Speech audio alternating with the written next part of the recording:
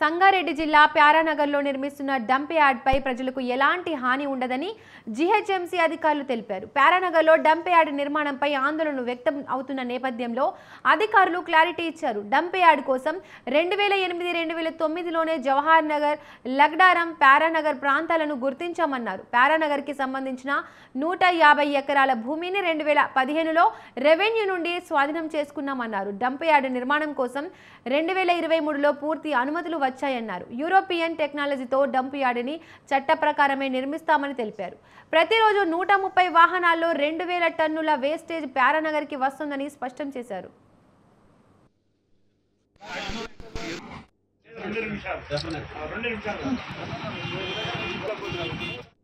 ఇక్కడ ప్యారానగర్లో resource centre అన్నట్టు facilitation సెంటర్గా ఇది యూరోపియన్ టెక్నాలజీ తోటి స్టార్ట్ అయింది. ఇక్కడంతా కూడా ఈ వేస్ట్ని యూజ్డ్ సర్క్యూట్లో అంటే ఏ విధమైనటువంటి స్మెల్ కానీ ఏ విధమైనటువంటి పొల్యూషన్ కానీ క్లియర్గా లేటెస్ట్ టెక్నాలజీ యూరోపియన్ టెక్నాలజీ తోటి చేయబోతున్నటువంటి కార్యక్రమం. మీ అందరికీ తెలుసు, చెత్త అనేది మన నిరంతర సమస్య.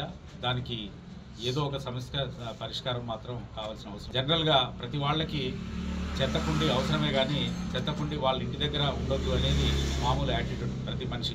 ఇక్కడ ఈ ఏర్పాటు చేయడం జరిగింది. ఇది ఏంటంటే ఇది ఇప్పుడు స్టార్ట్ అయింది కాదు. యాక్చువల్గా దీన్ని కనుక చూస్తే 2015 అక్టోబర్ 31వ తారీఖు నాడు ఈ పంచనామా చేసి ఈ ప్యారానగర్ సైట్ని మనకి అలాట్ చేయడం జరిగింది. అప్పటి నుంచి రకరకాల పర్మిషన్స్ కోసం లేట్ అవుతూ వస్తూ ఉంది. దీంట్లో ఏంటంటే ఫారెస్ట్ క్లియరెన్స్ కావాలి, ఎన్విరాన్మెంట్ క్లియరెన్స్ కావాలి, ఇక అనేక